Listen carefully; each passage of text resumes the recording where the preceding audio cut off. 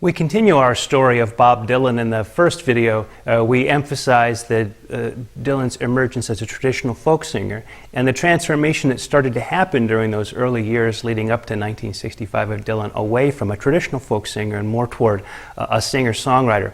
Now we talk about the big moment, at least in the American response, one of the most important ones in American popular music in the 1960s, and that's the moment when Dylan goes electric. Why should Bob Dylan picking up an electric guitar be such a controversial thing? After all, don't all rock and rollers play electric guitar? Well, in the folk movement, the electric guitar, when it was associated with traditional electric blues, chest-style blues, that kind of thing, no problems with electric blues, the electric guitar, that's fantastic. But when it was associated with songs and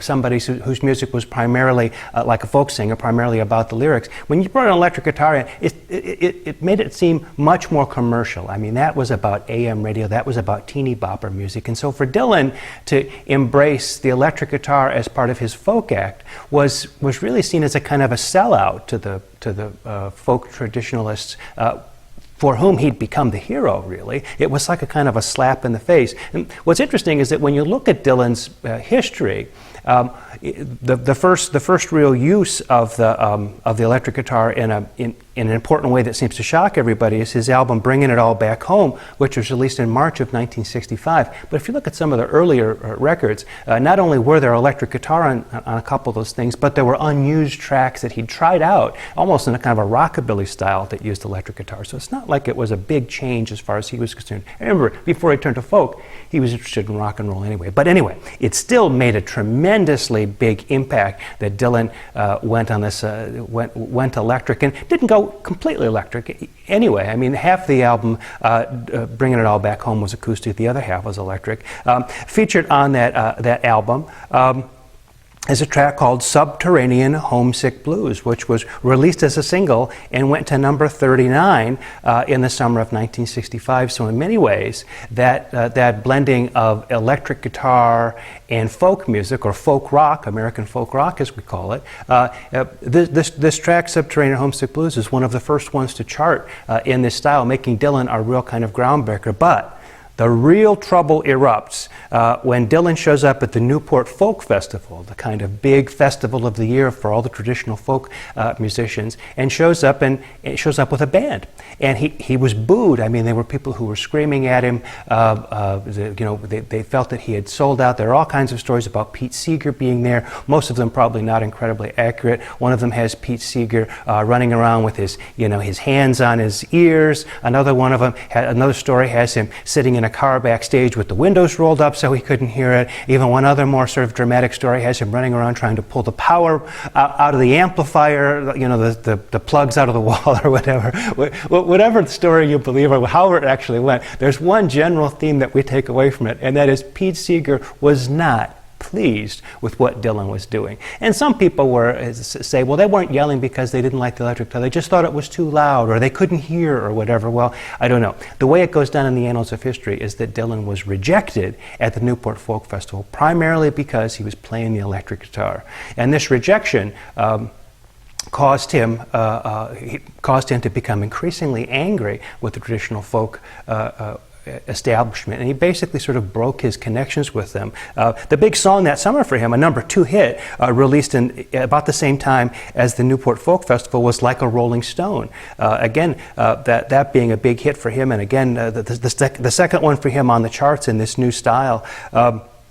When in his anger, Bob Dylan writes a song that is released in September of 1965 called Positively 4th Street, which is just verse after verse after verse of him pointing his finger at the folk establishment for being false friends, saying that he thought they cared about him, but all they cared about was themselves. And in many ways, this was Dylan's official break. Well, what's so interesting or special about this particular electric Dylan music? Well, the use of the electric guitar, drums, bass, a sort of a jingly-jangly kind of sound that went with what was essentially sort of folk music, or at least singer-songwriter kind of music. That's the basic recipe. Very American sounding, certainly under the influence by the Beatles, but not really sort of doing quite exactly what the Beatles were doing. An interesting feature on these records is the organ playing of Al Cooper. Al Cooper is a very fascinating figure as the history of rock unfolds, as a songwriter and as a producer, doing a lot of different kinds of things, mostly behind the scenes. By the way, Al Cooper spelled with a K, not the same as Alice Cooper,